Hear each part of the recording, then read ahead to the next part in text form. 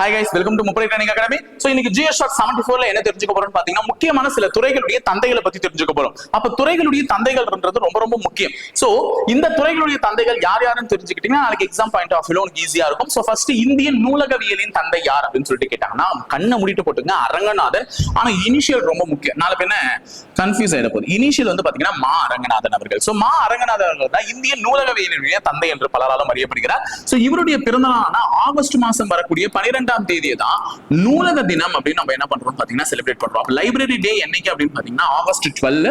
So August 12 தான் இந்திய நூலக தினம் அப்படின்னு சொல்றோம். யாருடைய நினைவா கொண்டாடப்படுறோம்?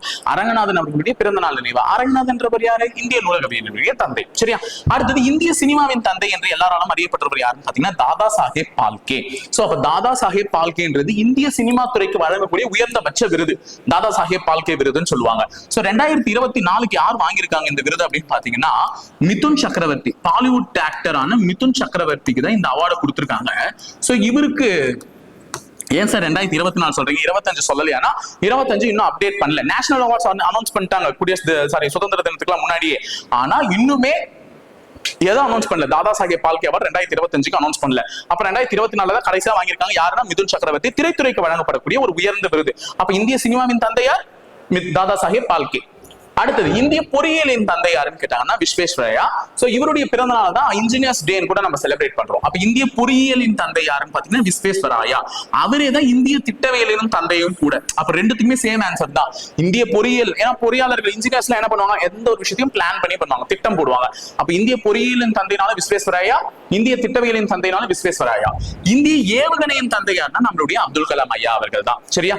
இந்திய ஏவுகணையின் தந்தை. ஏன்னா இந்திய ஏவுகணை மனிதன் என்று பலராலும் அறியப்படக்கூடியவர் அவர்தான். இதே ராக்கெட் மனிதர்னு கேட்டாங்க யாரும் சொல்லுவீங்க? கைலாச வடிவு சிவன் சொல்லுவீங்க. அப்ப கன்ஃபியூஸ் எல்லாம் படிச்சு வச்சுக்கோங்க. ராக்கெட் மனிதர் யாரு? கைலாச வடிவு சிவன். சரியா? சிவன் அவர்கள். சரியா? இவர் வந்து ஏவுகணையின் தந்தை. அடுத்தது இந்திய புள்ளியியலின் தந்தை யாருன்னு பாத்தீங்கன்னா மெஹல்பா நோபிஸ். சோ மெஹல்பா நோபிஸ் அவர்கள் தான் இந்திய புள்ளியியலின் தந்தை. அதாவது வந்து இந்தியன் ஸ்டாட்டிஸ்டிக்ஸோட ஃபாதர். சரியா? சோ ஜூன் 29 இவருடைய பிறந்த நாளான ஜூன் 29 தான் தேசிய புள்ளியியல் தினம், நேஷனல் ஸ்டாட்டிஸ்டிக்ஸ் டே அப்படின்னு சொல்லிட்டு கொண்டாடுறோம்.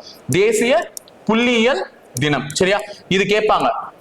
அக்டோபர் 20 வந்து உலக புள்ளியியல் தினம். அக்டோபர் 20 வந்து வேர்ல்டு ஸ்டாட்டிஸ்டிக்ஸ் டே. ஆனா நான் கேட்கறது நேஷனல் இந்தியன் ஸ்டாட்டிஸ்டிக்ஸ் டே எப்பன்னு பாத்தீங்க அப்படின்னா ஜூன் 29. ஆனா ஜூலை 29 வந்து புலிகள் தினம். இது புள்ளி, அது புலி. ஓகேவா? ஜூன் 29 புலி.